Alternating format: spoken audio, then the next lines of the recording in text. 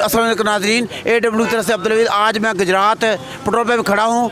महंगाई ने पहले ही गरीब का जीना मुश्किल कर दिया और पहले ही महंगाई है तो रात को फिर हुकूमत ने पेट्रोल पंप एक और पेट्रोल पंप गिरा दिया है। तो ये आवाम से पूछते हैं कि ये कैसा है इनका, हुकूमत ने जो पेट्रोल हर माह के बाद बढ़ जाता है तो उसके लिए क्या ये अच्छा इक़दाम है या क्या कह रहे हैं? अस्सलाम वालेकुम भाईजान, पेट्रोल ने इन्ना महंगा कर रहा है कि रोटी खाने में बंद कर रही है। बंदा वज़ीर आज़म साड़ा चंगा आया है, इन्हें गरीबों ने जुल्म करके खाना पीना भी बंद, पेट्रोल भी महंगा कर रहा सू। इनू आखो कोई गरीब आम ते रहम करे, कोई 4 दिहाड़े सुख दे आउन दे। असां ते वोट दिते हैं इनू भाई चलो बंदा चंगा है, पर ये चंगे ने साढ़े फड़ के आके मार छड़िया।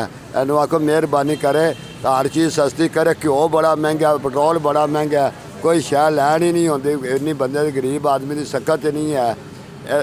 रिक्वेस्ट करने हैं मियाँ ने कि इमरान साहब वास्ते कि तुहाडी मेहरबानी कि रियात करो, गरीब आमदे ने कोई भला करो।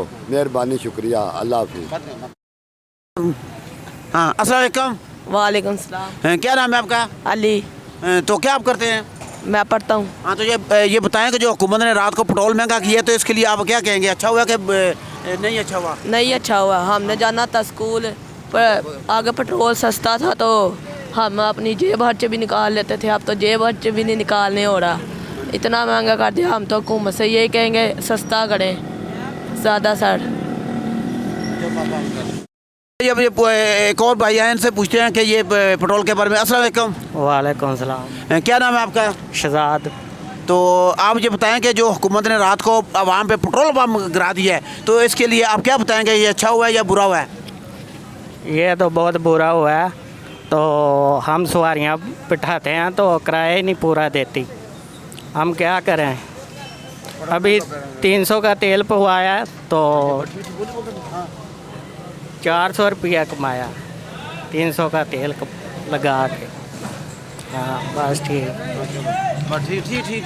हाँ, और अस्सलाम वालेकुम। वालेकुम अस्सलाम जनाब जी, क्या नाम है आपका? मेरा नाम जी भाई तूर है और गुजरात का मैं शहरी हूँ, रिहायशी हूँ।